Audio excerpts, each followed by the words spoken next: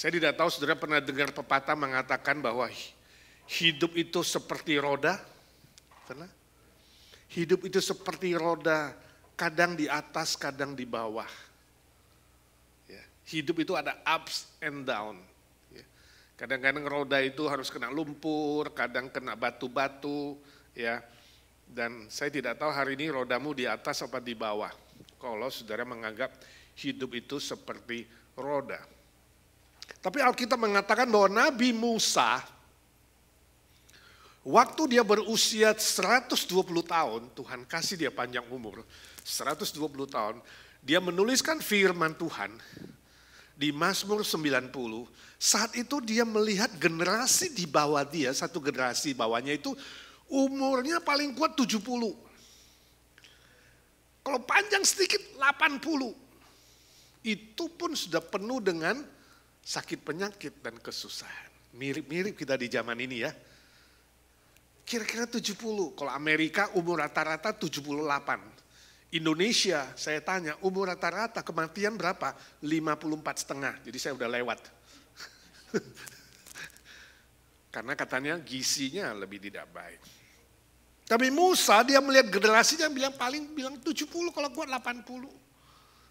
Itu sebabnya oleh hikmat Tuhan, oleh inspirasi dari Roh Kudus, kemudian Musa menuliskan firman Tuhan di Mazmur 90, dia mengatakan bahwa hidup itu seperti lukisan, bukan seperti roda. Seperti lukisan atau gambar. Nah kalau hari ini saudara mau menggambarkan hidupmu kira-kira mirip gambar apa? Gambar yang indah seperti di pantai, gambar yang seperti hutan, banyak lalang, banyak pohon, banyak ya. Kira-kira lukisan hidupmu seperti apa? Gak kebayang ya. Mari kita belajar dari Musa. Alkitab bilang apa? Bahwa hidup seperti lukisan minimal dari tulisan Mazmur 90 ayat 3 sampai 6 kita akan melihat ada 4 lukisan dari kehidupan ini. Mazmur 90 ayat 3 sampai 6 kita baca sama-sama. 1, 2, 3.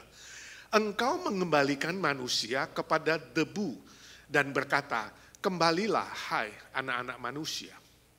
Sebab nikmatamu 1000 tahun sama seperti hari kemarin apabila berlalu. Atau seperti suatu giliran jaga di waktu malam. Kau menghanyutkan manusia mereka seperti mimpi. Seperti rumput yang bertumbuh, di waktu pagi berkembang dan bertumbuh, di waktu petang lisut dan layu. Sudah ada melihat 4 lukisan nggak di situ? Lukisan pertama, hidup itu seperti debu ayat 3. Jadi kalau saudara gambar hidupmu itu kayak debu saja, gak tahu gambar debu kayak apa. Debu itu gak kelihatan, kecil sekali. Artinya Musa ingin bilang sama kita, ya, bahwa hidup manusia itu sangat rapuh, sangat lemah, sangat kecil, sangat tidak berdaya, sangat terbatas seperti debu kalau ditiup hilang, dihapus hilang. Kalau saudara lihat debu di meja diapain kira-kira? Langsung dihapus aja, langsung hilang. Itulah manusia. Itulah kehidupan kita. Gak ada yang bisa kita andalkan, gak ada yang hebat, gak ada yang super. Baik tenaga, baik pikiran, baik pengetahuan, baik materi, baik otak kita, ya, warisan yang diberikan orang tua, itu semua terbatas. Dengan kata lain, tidak ada manusia super walaupun ada film Superman. Ya, gak ada yang super, Superman akhirnya sakit kan, lumpuh. Gak ada manusia super, itu hanya film. Tapi cukup disukai sampai baju Superman juga ada. Anak umur 5 tahun suatu hari mamanya belikan dia baju Superman. Selalu dia pakai baju Superman, dia mulai teriak, I'm Superman, I'm Superman. Dia terbang sini, terbang sana, loncat sini, loncat sana, di rumahnya dia senang. I'm Superman, tiba-tiba mati listrik. Gelap rumahnya. Langsung dia bilang, Mama. Jadi Superman butuh mama kalau gelap. Gak ada yang super, gak ada yang hebat. Ya. Manusia itu asalnya dari debu dan kembali kepada debu. Manusia itu diciptakan dari tanah dan akan dikembalikan kepada tanah. Itu sebabnya setiap kali saya memimpin upacara penguburan, kalau penguburan, Setelah semua taruh bunga, saya harus ambil tanah, itu upacaranya. Hai manusia, kau dari tanah dan kembali kepada tanah. Kalau kremasi itu debu, sebelum masuk ke dapur pembakaran kremasi itu ada debu. Hai manusia, kau dari debu dan kembalilah menjadi debu. Itu manusia. Apa yang mau kau andalkan? Izinkan saya tanya saudara malam hari ini, apa yang kau andalkan di dunia ini? Yang kau anggap dirimu lebih hebat dari orang lain, lebih tinggi dari orang lain. Masih ingat O.J. Simpson, saya agak lama waktu sekolah di Amerika, ya, berapa puluh tahun yang lalu, kali 20 tahun, yaitu bintang sepak bola yang sangat terkenal namanya O.J. Simpson. Terkenal sekali, dia punya nama, dia punya kuasa, dia punya kekayaan, dia punya istri yang cakep, dia punya semua hebat. Tapi kemudian dia gagal dalam keluarganya. Sampai disidangkan dia dituduh membunuh istrinya.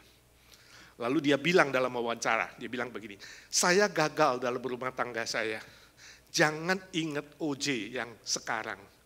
Ingatlah O.J. yang lama, yang lalu ketika dia lagi sukses. Itulah manusia. Sesukses-sukses apapun saudara, suatu hari ingat, kamu akan kembali menjadi debu.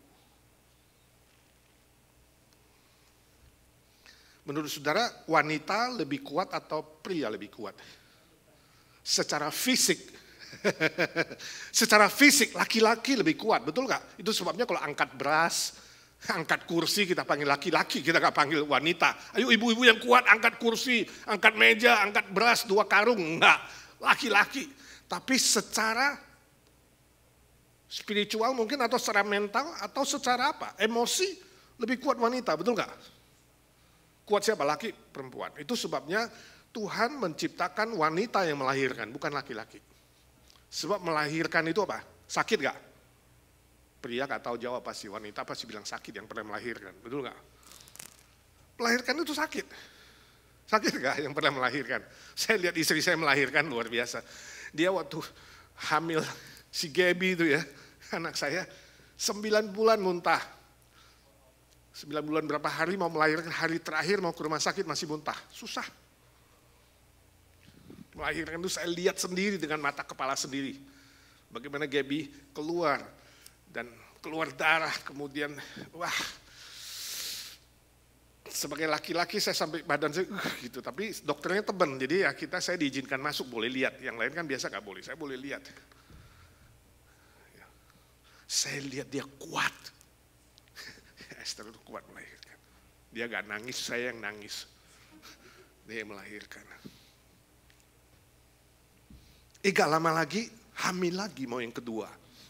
Kuat gak? Kuat. Habis kedua, ketiga. Ketiga keguguran masih gak kapok, keempat. Jadi Jason yang keempat sebenarnya. Itu wanita hebat sekali. Siapa yang anaknya lebih dari 4? Itu berarti lebih kuat dari Esther. Itu wanita, tahan sakit. Kalau pria gak tahan sakit, betul gak? Cengeng, gampang nangis. Sakit, kalau saudara sakit teriak mama atau teriak papa? Pasti mama. Aduh pak, kita bilang anu mak. Gak ada bilang, aduh pak. Kalau jatuh bilangnya apa? Aduh mak, panggil apa? Mama. Bukan bapak. Jadi wanita lebih kuat dari pria, amin? Salah besar. Alkitab tadi baru bilang, kita semua debu.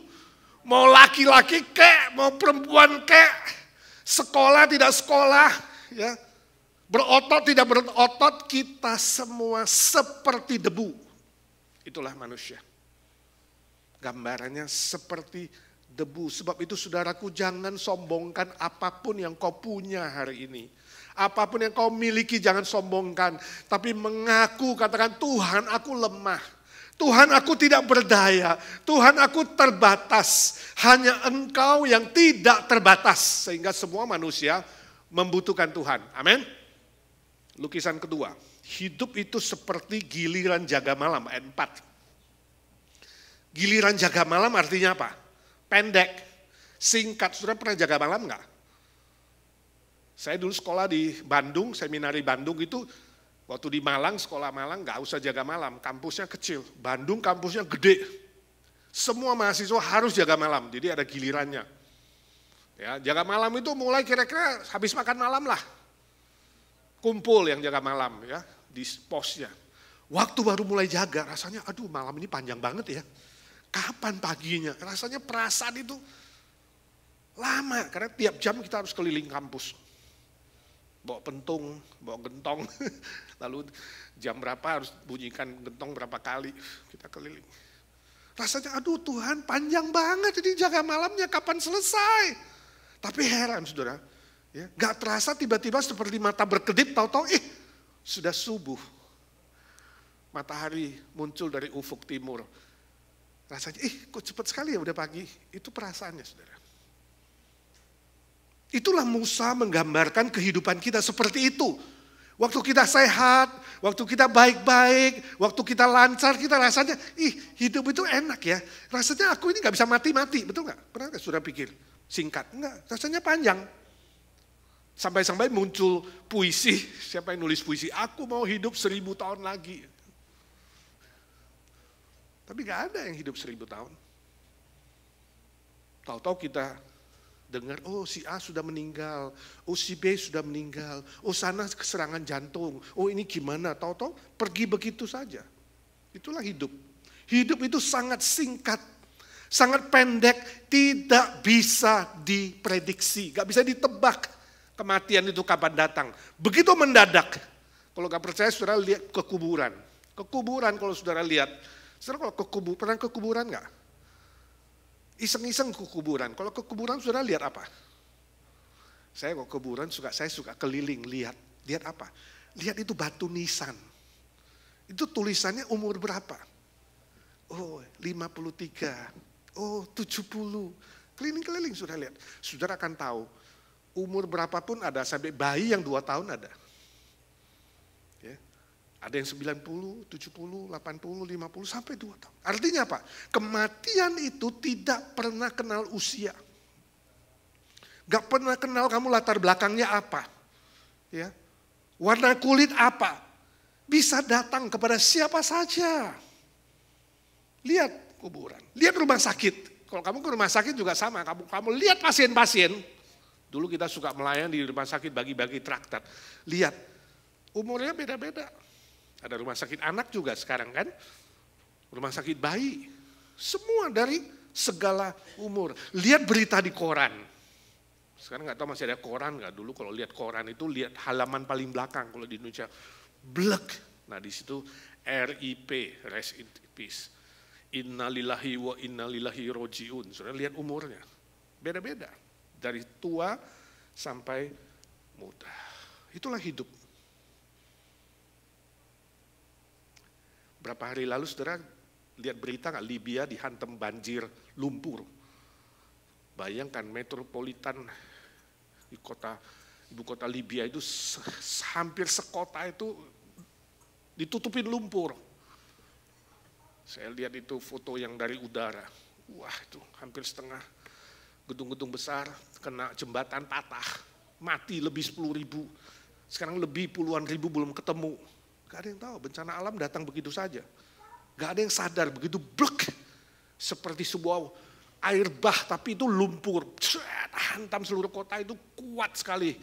Sampai Libya menderita besar hari ini. Saudaraku, jangan kira kamu masih panjang umurnya. Gak ada yang tahu. Ya, bisa pergi begitu saja. Hidup itu seperti satu giliran jaga malam. Itu sebabnya kalau saudara belum sungguh-sungguh percaya, belum sungguh-sungguh memiliki hidup kekal, jangan saudara pikir, nantilah, besok baru mulai percaya, nantilah, besok belum mulai, gak ada besok. Sebab bagi manusia, besok itu di tangan Tuhan. Kita cuma diberikan hari ini. Amin. Yang ketiga, hidup itu seperti mimpi. 5A. Mimpi artinya apa? Kosong. Hampa. Jadi kalau lukisannya ya kosong. Lalu di ujungnya ditulis, life is like a dream. Ada lagunya ya. Andi pasti bisa nyanyi nih. Life is like a dream. Seperti mimpi. Kalau saudara hari ini boleh minta sebuah mimpi, saudara mau mimpi apa? Mimpi indah kan? Kira-kira mimpi indah apa? Ketemu artis yang cantik? jalan-jalan keliling dunia, ya, mengunjungi surga 1 jam, jalan-jalan ke neraka, lihat kalau ada musuhmu di sana. Saudara mau mimpi apa? Kalau dikasih mimpi hari ini, saudara mau dapat mimpi yang bagaimana? Mimpi dapat diamond 25 karat. Mimpi apa? Tapi ingat saudara, mimpi seindah apapun tetap adalah kosong, hampa. Coba bayangkan kamu mimpi dapat diamond 25 karat. Kamu pegang, kamu sayang, kamu cium, kamu nikmati. Tiba-tiba diamondnya jatuh, plek, dari ranjang. Lalu kamu terbangun. Saya tanya ibu-ibu yang mimpi dapat diamond 25 karat, diamondnya jatuh di bawah ranjang, kamu cari gak?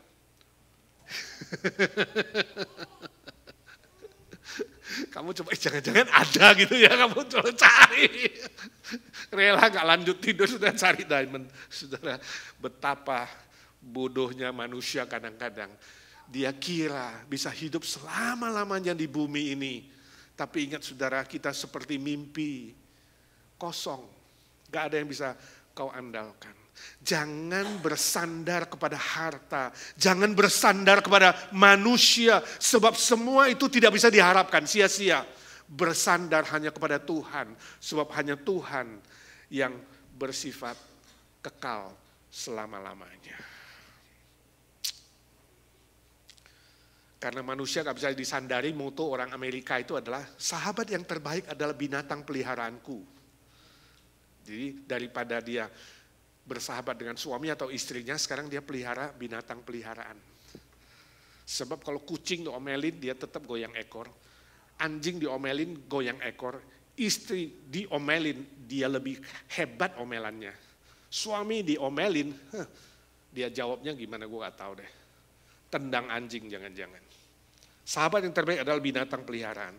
Jepang juga sama. Sehingga Jepang itu sahabat terbaik adalah apa? Boneka atau robot. Jadi hampir di semua rumah yang manusia single di situ ada bonekanya. Dia bisa pilih boneka apa saja, tidur dengan bonekanya, dengan robotnya. Itu manusia. Itu artinya apa? Manusia sedang bilang, hatiku kosong. Aku butuh seseorang yang bisa menjadi teman dan sahabat baikku, tapi aku gak ketemu. Akhirnya cari kucing, cari anjing, cari boneka, cari robot. Itu yang terjadi. Bahkan binatang dianggap lebih berharga dari manusia. Ini saya baca berita, suatu hari ada seekor kucing namanya Tabita, hilang. Waktu ibu ini bawa kucingnya naik airplane, itu airline saya lupa apa, saya gak catat di sini, ya, hilang. Lalu dia minta harus ketemu, jangan berangkat dulu. Jadi dia tahan airplane itu untuk mencari kucingnya. Dan akhirnya dalam 24 jam kucingnya ketemu. Nama kucingnya Tabita. Ada berita lagi, seorang ibu dan seekor induk macan mati. Ini karena terjadi di kebun binatang, macannya itu lagi galak, ya, ingin menerkam ibu itu dipegang, dicek, cakar dan mati, lalu ditembak juga ibu macan, jadi dua-dua mati. Ibu mati, bawa anak jalan-jalan ke kebun binatang, dan induk macan juga mati. Tersisa anak manusia dengan anak macan. Bayangkan, ini dua-dua kemudian dicarikan dana. Kumpulkan dana untuk mensupport anak manusia yang kehilangan mama dan anak macan yang kehilangan mama. Saudara, ini di Amerika.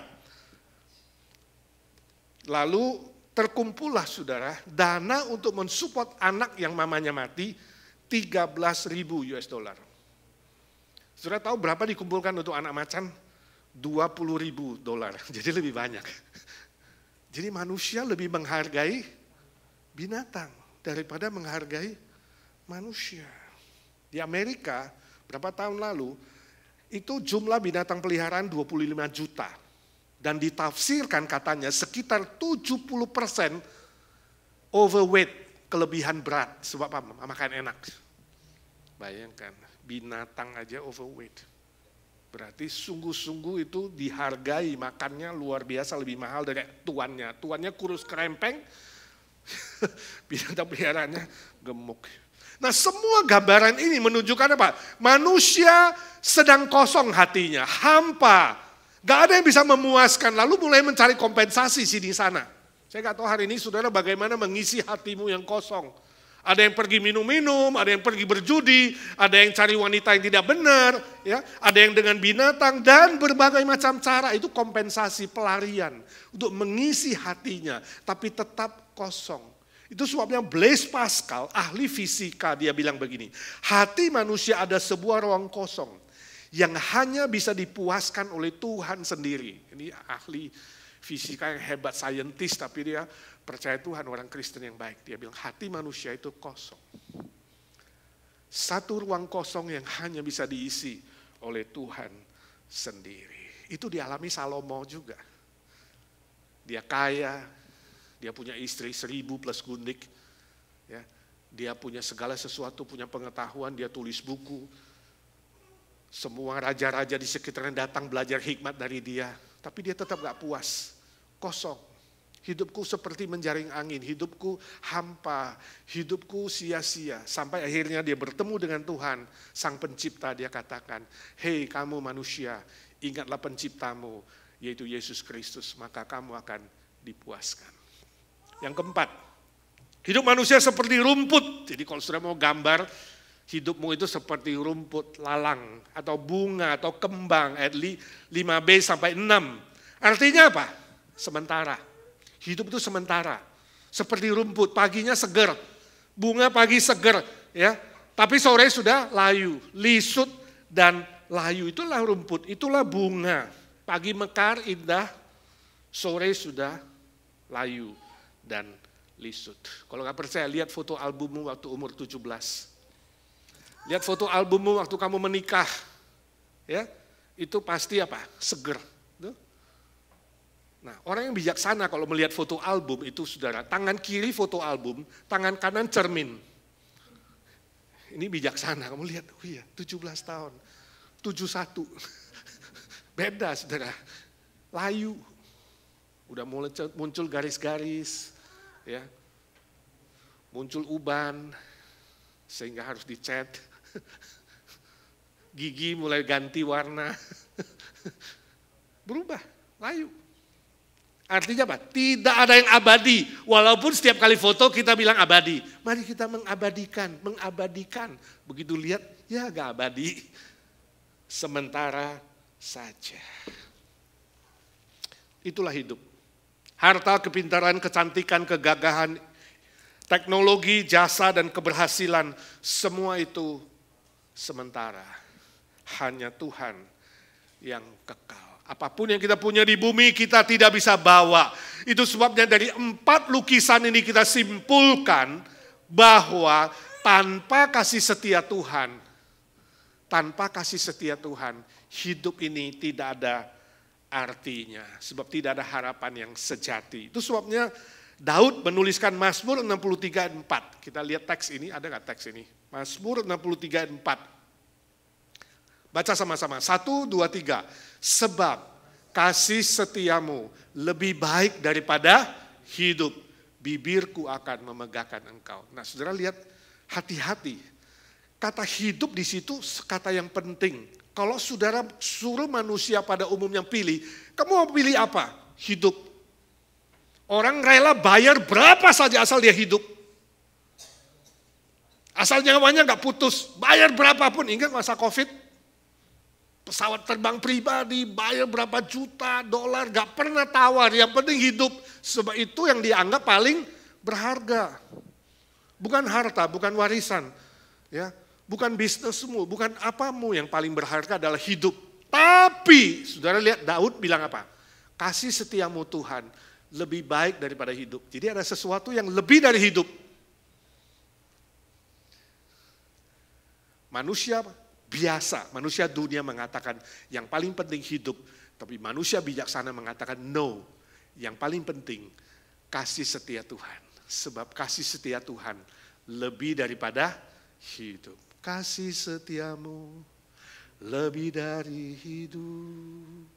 Kasih setiamu lebih dari hidup, maka bibirku memuji Engkau.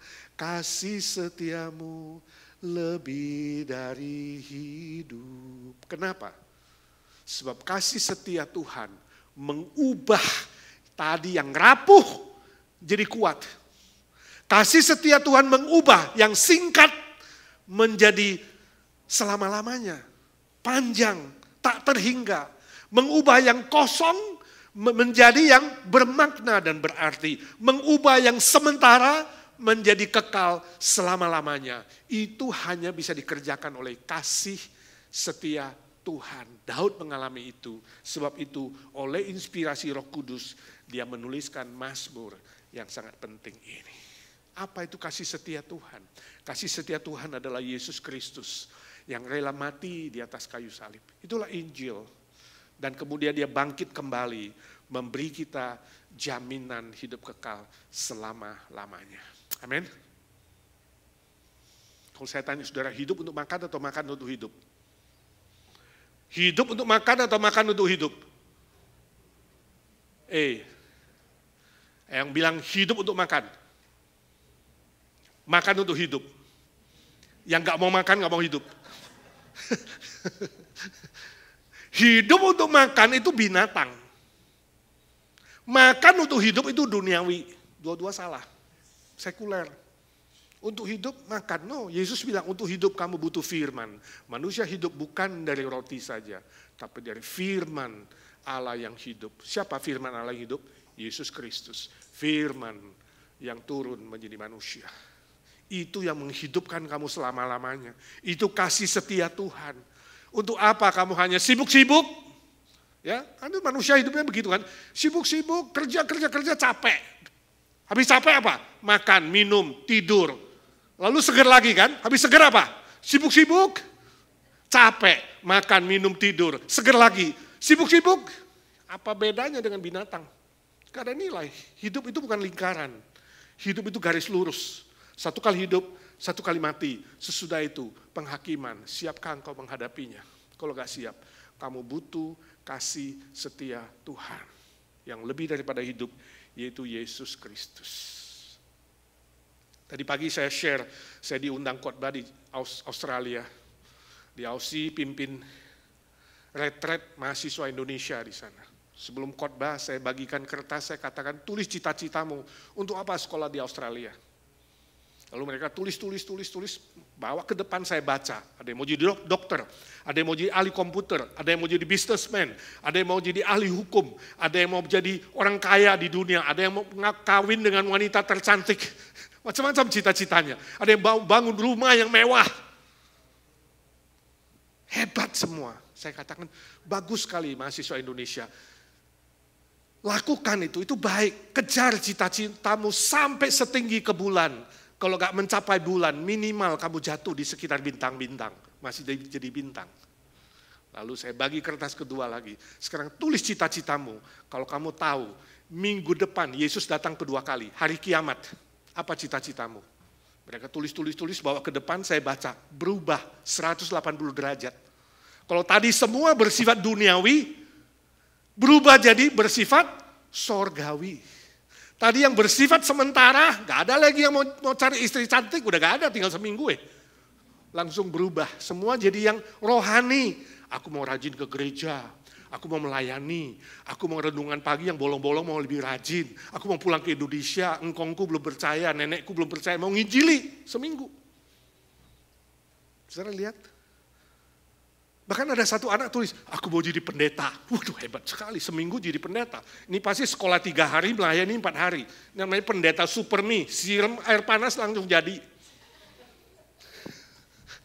Tapi ini fakta. Kalau kamu tahu waktumu pendek, kamu tahu hidup itu sementara, singkat, kamu akan pergi atau Yesus akan datang, kamu tidak lagi akan fokus kepada duniawi yang sementara. Kamu akan pikirkan, kalau aku mati atau Yesus datang, aku bawa apa? Kamu akan pikirkan sesuatu yang lebih bermakna, lebih dari hidup yang sementara ini. Kasih setia Tuhan membuat kamu pasti masuk surga. Kasih setia Tuhan membuatmu punya cita-cita yang baru untuk mengumpulkan nilai-nilai yang kekal di hadapan Tuhan. Kalau kamu tinggal 1 tahun, tahun depan kamu harus meninggal. Tanggal yang sama, jam yang sama. Apa cita-citamu? Ini menjadi pertanyaan. Saya harap setiap malam sebelum kamu tidur, taruh 2 bantal di kepalamu. Lihat langit-langit kamarmu, dan lalu kamu pikirkan. Saya berdoa biar pertanyaan saya mengiang-ngiang setiap malam di telingamu dan hatimu. Apa cita-citamu? Lalu kamu pikir, apa cita-citaku Tuhan? Kalau hidupku tinggal setahun. Supaya kamu hidup di dunia ini tidak sia-sia. Supaya kamu hidup di dunia yang sementara ini tidak seperti binatang atau seperti orang duniawi. Bukan hidup untuk makan, bukan makan untuk hidup, tapi untuk hidup bahkan hidup yang kekal. Engkau membutuhkan firman Tuhan. Amin. Mari kita doa.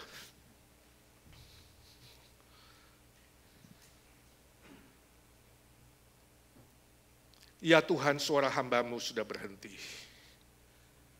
Biarlah suara Roh Kudus terus mengiang-ngiang di telinga, di hati kami, mengingatkan kami bahwa hidup itu kosong, tapi di dalam Engkau bisa diubah menjadi penuh, menjadi berarti. Hidup itu seperti debu lemah, tapi di dalam Engkau ya Tuhan bisa menjadi kuat. Hidup itu singkat, tapi di dalam Engkau menjadi tak terbatas. Hidup itu sementara, tapi di dalam-Mu ya Tuhan Yesus menjadi kekal selama-lamanya. Ajar kami memegang kasih setia-Mu Tuhan. Kasih setia-Mu yang lebih daripada hidup itu. Supaya kami hidup di dunia tidak seperti binatang yang hanya kerja, makan, berhubungan seks, sibuk-sibuk, lelah, makan, tidur. Bukan itu Tuhan, kami tidak mau. Ajar kami juga tidak seperti orang duniawi yang hanya cari makan. Hanya mengejar hal-hal fisik. Tapi kami adalah manusia rohani. Manusia ciptaan Tuhan, warga kerajaan-Mu yang memiliki kasih setia-Mu ya Tuhan. Punya cita-cita yang mulia. Punya cita-cita yang bernilai kekal. Tuhan ajar kami memakai waktu yang sementara ini. Supaya kami menghasilkan nilai-nilai kekal bagi kerajaan-Mu. Terpuji nama-Mu. Bila ada yang belum sungguh-sungguh percaya 100%. Biarlah hari ini Tuhan kasih setia-Mu turun. Masuk ke dalam hati mereka dan pikiran mereka satu persatu. Sebab kasih setia-Mu lebih daripada hidup. Kami mau selama-lamanya memuji Engkau, menyembah-Mu, dan melayani-Mu. Kasih setia-Mu lebih dari hidup. Kasih setia-Mu lebih dari hidup. Maka bibirku memuji Engkau, kasih setia-Mu lebih dari hidup. Dalam nama Tuhan Yesus Kristus kami berdoa dan meminta berkat Tuhan. Amin.